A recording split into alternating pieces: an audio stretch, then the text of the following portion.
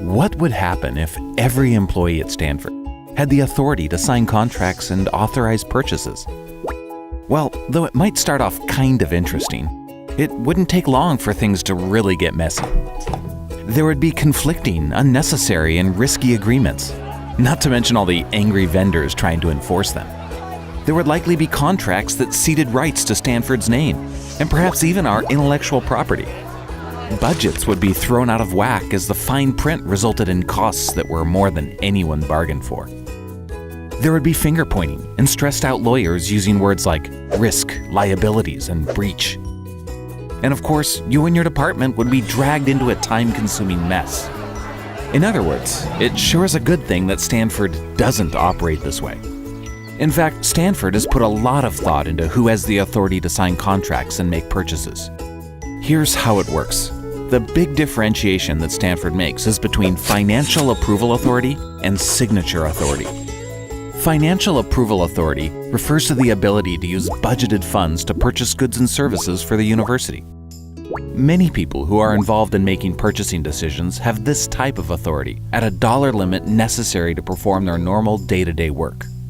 Of course, other than for routine small-dollar purchases like office supplies, usually at least 2 people are involved in the decision and approval of every expenditure. A good starting point is the Authority Manager system, where you can learn about your spend limits for approving the use of funds. This brings us to Signature Authority, which belongs to a much smaller group of folks who are responsible for ironing out all the details.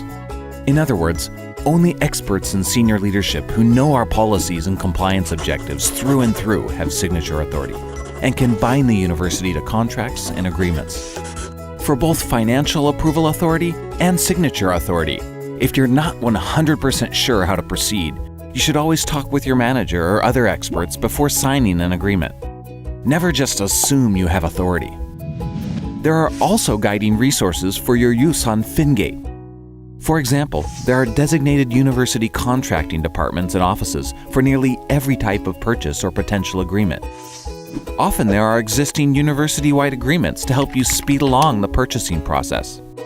So, whether you're looking to buy office supplies, hire a temp, arrange travel, or get catering for a graduation party, these guidelines and departments will be there to lend you a helping hand. This not only allows you to accomplish your work, but it protects you and Stanford from contract-related headaches. In summary, even though Stanford's structured process around authority often means you have to involve others when entering into a transaction, I think we can all say that it's a lot safer in the long run than just giving everyone signature authority.